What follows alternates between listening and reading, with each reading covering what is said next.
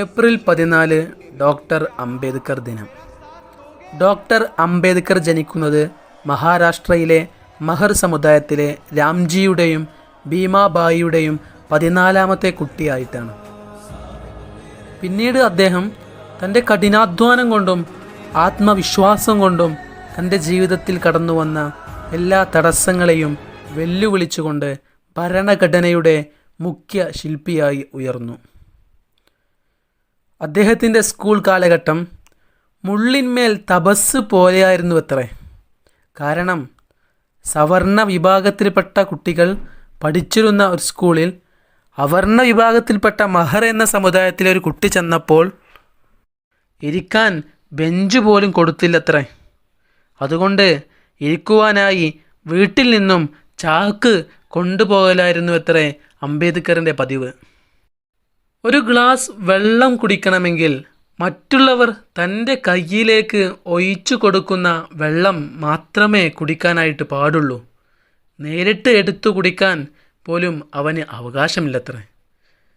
ഒരിക്കൽ ഭീംറാവു എന്ന് വിളിക്കുന്ന ഈ മകൻ ചോറുമായി വന്നപ്പോൾ കൂട്ടുകാരൊക്കെ അവൻ വരുന്നത് കണ്ടപ്പോൾ ബെഞ്ചിൽ നിന്നും മാറിപ്പോയി. അവസാനം അവൻ കരഞ്ഞു നിൽക്കുന്നത് കണ്ടപ്പോൾ നല്ലൊരു അധ്യാപകൻ ഭീംറാവുവിൻ്റെ അടുത്ത് ചെന്നിട്ട് പറഞ്ഞു, എൻ്റെ മോനെ, നീ എൻ്റെ കൂടെ ഇരുന്ന് ഭക്ഷണം കഴിച്ചോളൂ.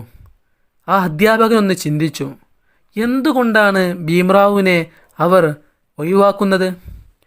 അവൻ സാധാരണ സമുദായത്തിൽപ്പെട്ടത് കൊണ്ടായിരിക്കാം. അതുകൊണ്ട് തൻ്റെ പേരിൻ്റെ ഒപ്പമുള്ള അംബേദ്കർ എന്ന വലിയ ഒരു പേര് അദ്ദേഹത്തിന് നൽകി. അങ്ങനെയാണ് പിന്നീട് ഭീംറാവു അംബേദ്കർ എന്ന് അറിയപ്പെട്ടത്. പിന്നീട് ബറോഡ രാജാവിൻ്റെ സഹായത്തോടു കൂടെ അംബേദ്കർ കൊളംബിയയിൽ പോയി പഠനം പൂർത്തിയാക്കി. അങ്ങനെ 1947 പഠനം കഴിഞ്ഞ് ഇന്ത്യയിലെത്തിയിട്ട് അദ്ദേഹം മൂകനായിക് എന്ന് പറയുന്ന ഒരു പത്രം തന്നെ പ്രസിദ്ധീകരിച്ചു. 1947 ഓഗസ്റ്റ് 29 ഭരണഘടനാ ഡ്രാഫ്റ്റ് തയ്യാറാക്കാൻ അദ്ദേഹത്തെ ഏൽപ്പിച്ചു. അങ്ങനെ 1950 ജനുവരി 26 ഭരണഘടന അദ്ദേഹം തയ്യാറാക്കി സമർപ്പിച്ചു. ഈ ഒരു മഹാമനീഷി 1956 ഡിസംബർ 6 വിടവാങ്ങി.